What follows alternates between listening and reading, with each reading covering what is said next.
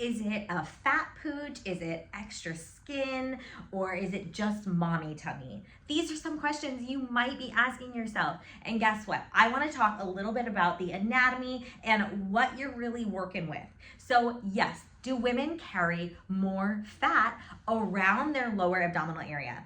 Yes, we do. Guess what? This is the area that our uterus sits and that our bladder sits. And so when we're talking about mommy tummy, we tend to carry more fat here. So let me show you mine. Guess what? I feel like when other people talk honestly about what mommy tummy looks like and what it can be in different instances, people relate and then they don't feel so bad about their bodies, and it's okay, it's normal. Yes, we all want to get rid of it. I totally agree. I'm on that plane. I'm doing abdominal shockwave to myself to try and tighten some of this skin. So let's talk about it. This is the skin. This is skin, okay? There's a lot of stretch marks in my skin. I used to weigh over 100 more pounds. And then underneath the skin is fat. It's subcutaneous fat. So it's fat that's living underneath my skin layer, okay?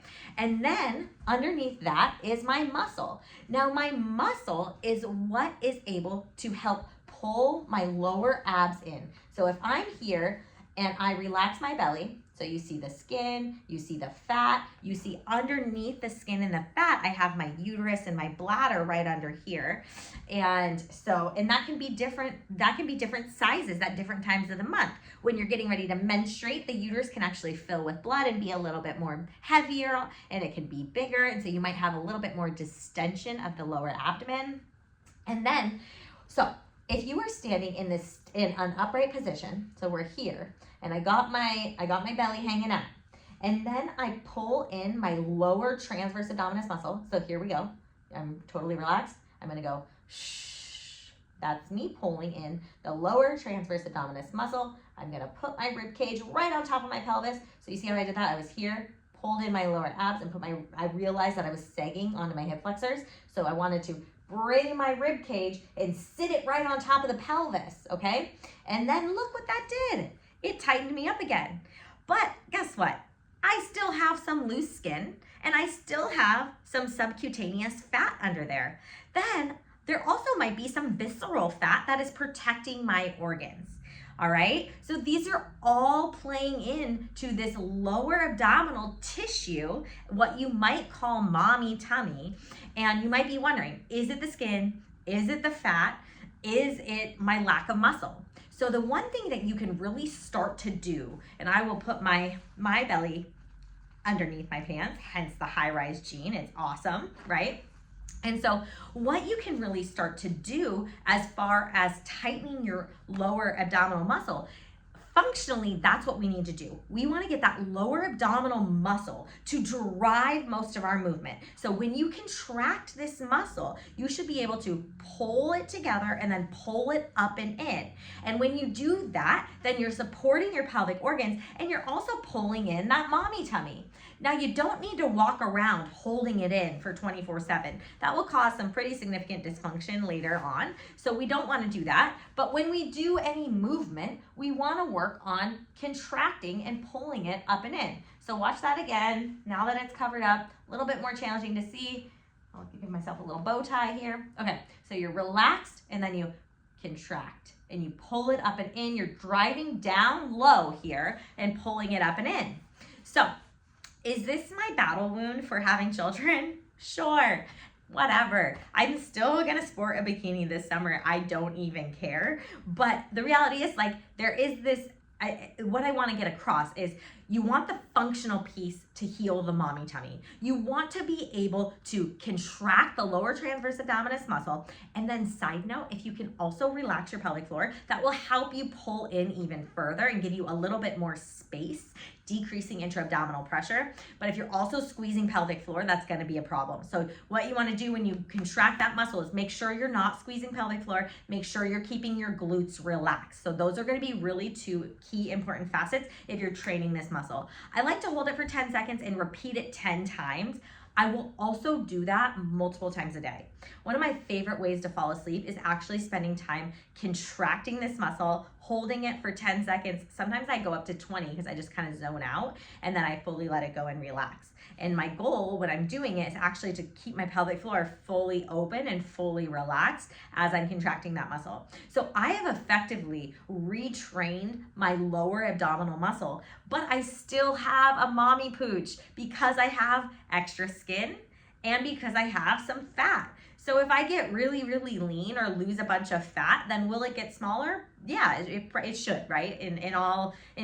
For all intensive purposes, the more body fat you lose, the less you're gonna have to store in the skin, the less visceral fat you're gonna have as well. So that's the route I can go. Then I can also, consider surgical options for removal, which I won't do because I don't believe in giving myself some scar tissue right now. Although I do battle that internally, of course. And sometimes people have like such severe back pain because they have a diastasis, and that would be, they want to get that fixed. So, and I get people want to get it fixed aesthetically too. No judgment in that regard. It's just not right for my body, and I don't want that scar tissue to happen for me.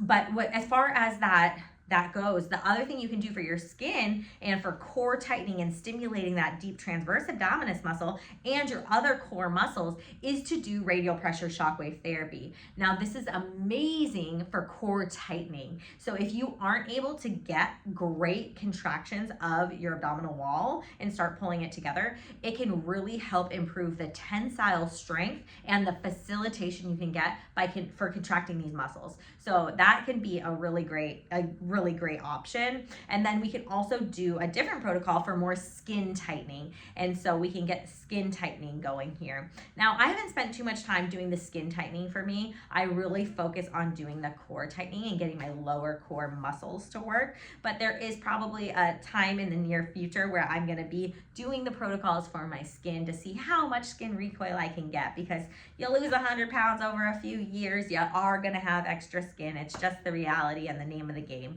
But the biggest take-home message I hope you get from this video is like, yes, these are all things that can contribute to mommy tummy or the mommy pooch, or is it skin, or is it fat, or do I have a diastasis recti? So let me just touch on a diastasis recti quick.